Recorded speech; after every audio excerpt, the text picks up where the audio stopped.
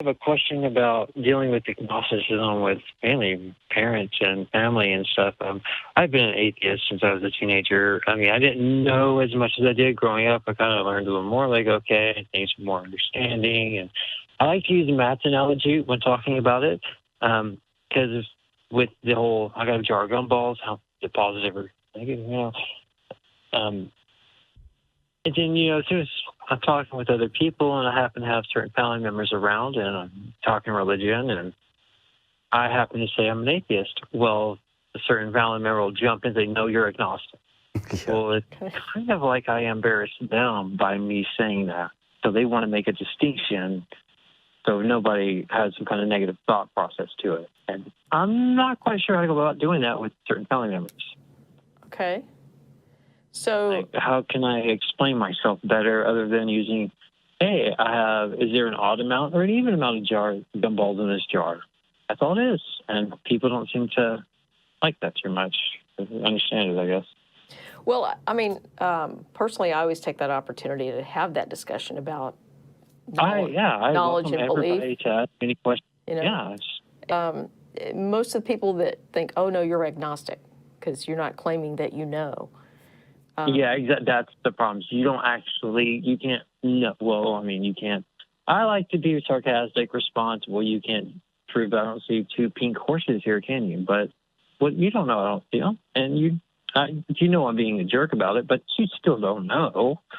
Yeah. But I'm pretty clear about that. I mean, I try to be as respectful about it as I can. And like, okay, well, that's that. But that's one of those things I'm probably always going to have to deal with that family members.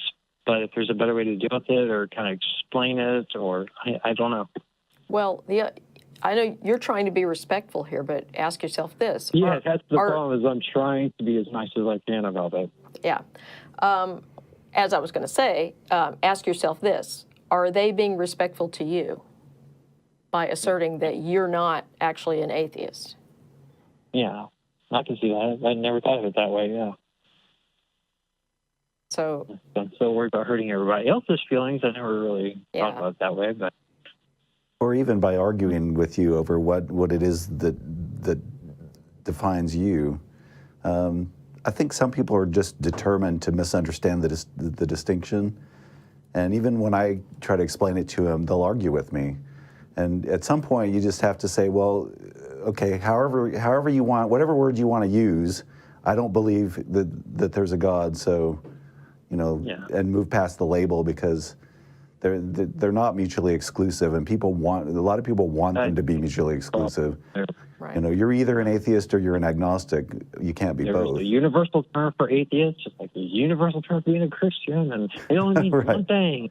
Yeah. You must have plenty of, do you believe in Satan? Because here in San Antonio, I'm sure in Austin, churches outnumber schools 5-1.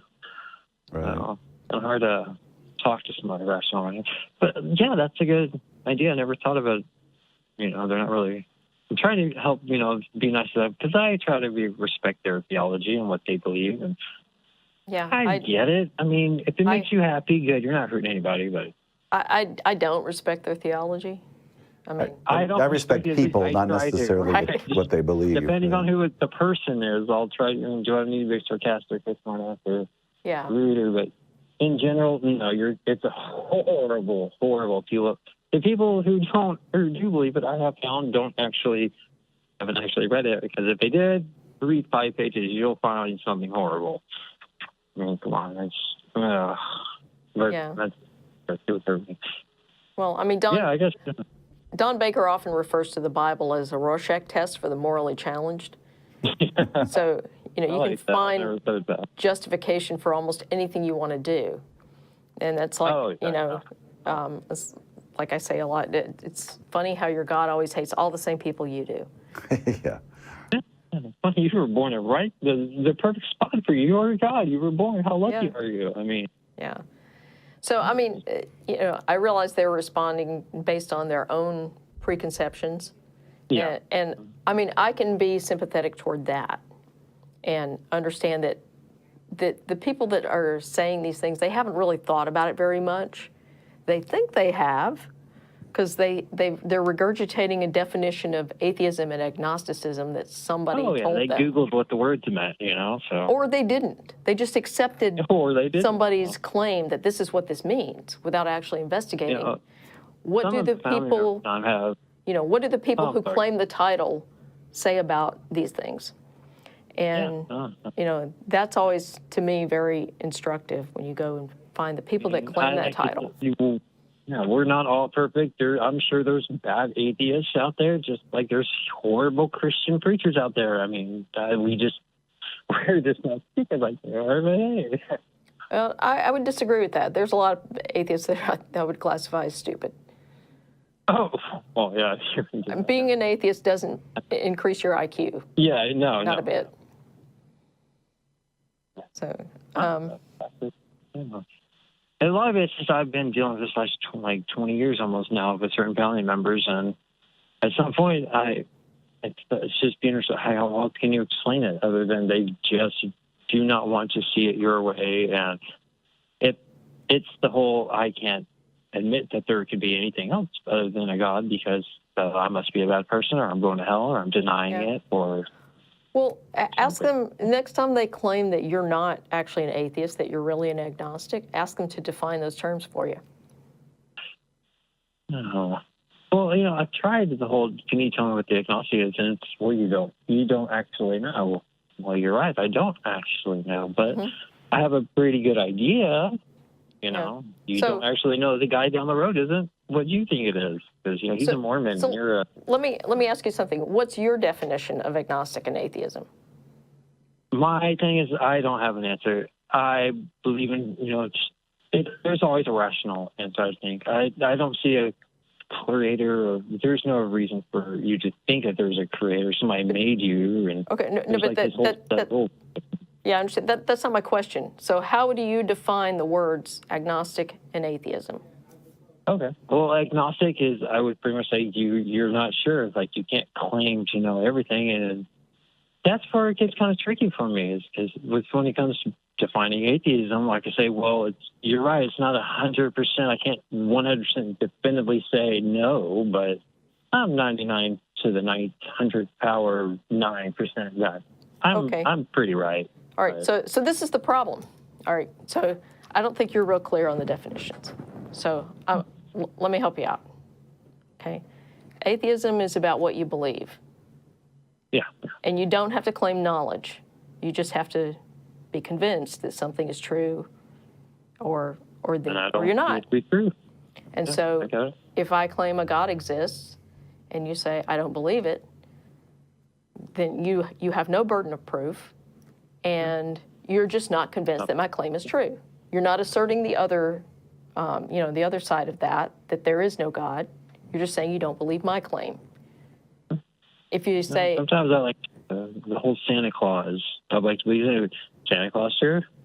No, but what's the difference? Yeah. The special guy. And so the other thing about agnosticism is about knowledge. Gnosticism and agnosticism are knowledge claims. So what do you know? Well, if you don't know, then you're by definition agnostic. Yeah. Which means you can be an agnostic atheist, as most of us are. And you can be an agnostic theist. So this idea that it's three different things is just bogus. Well, you see, that's, I think, my confusion is the whole agnostic, or an atheist agnostic. That, to me, is kind of a little redundant. Like, I get what people are saying, but to me, it doesn't really make sense to me. I get that you can't 100% assert that this is true, this happened, or this is fact or false, but we all have good claims or good ideas for the most part. And so by saying, hey, I'm an atheist, I can't fully say I'm 100%, so everybody's going to assume that you're an agnostic atheist, or you're asserting you're an agnostic atheist. And to me, that label doesn't make sense, really. That's because they're two different, it's two different claims. One is about knowledge, one is about belief. Belief, knowledge is a subset of belief. And that's what the fallacy is this idea that you have to be 100% sure to be an atheist is the fallacy. That's the fallacy your family has. There's no way you can, Theists don't have to be 100. Well, they might say they're 100% sure, but I think if they were honest, they would be agnostic theists. They'd say, "Well, I believe it. I believe it on faith. I don't believe it because I'm 100% sure that there's a God." I think most theists would admit that if they were honest. Yeah, and a lot of them do actually admit, especially once you pin them down, they admit that it's a faith claim, which makes them agnostic. I find that you have to word things differently when talking with theists, that it makes you think yourself about how can I rationally put this to make them think outside of the box, and kind of a little thought process. Kind of wears you down a little bit. Yeah. It can be hard because it's not a rational thought process to begin with. So if they're in the mode of believing things on faith, that's not rational. Yeah. So to try to make a rational argument about that is, a lot of times futile. I think it's just the whole, what you're getting the respect thing, and they're not respecting your. I try to come with respect because that's very touchy for a lot of people. I totally understand it. And they're not going to accept what I have to say or what I think. And just like I'm not going to accept their views on things. So kind of a give and take on both ends, even though it's more, giving respect to them. And I'm tired of being nice a lot, okay? I'm just tired of it. Gosh, when can we stop being nice? I mean, there has to be. Anyway, I digress. Yeah. It can be nice and disagree. Yeah. I think there's another angle, though, and it's that atheist is kind of a dirty word to believers. They associate that with all kinds of bad stuff. So they want to say, well, he's an agnostic, but at least he's not an atheist. Right. And that's how they justify that. They don't want you to be that A word. So they say, well, I'll convince you that you're something else that isn't quite as bad. And I don't think they're really interested in the distinctions between the two. One is worse than the other. So. Yeah, there has to be. Definitely. Well, and it's this little bit of cognitive dissonance that they experience when, they've always been taught that atheists are bad people. And I don't think they possess the cognitive dissonance between making the distinction between the two things, but... Well, the thing is, a lot of them have been taught that atheists are bad people. Atheism's bad. And they know you. They believe you're a good person. And so you couldn't possibly be an atheist because you're not a bad person. Yeah. But anyway, I think we need to move on. We've got a full stack of calls here. So, but thanks for taking my calls. I appreciate it. I'll keep watching. Thanks. You for calling. All right. Good day. Yeah. Thanks.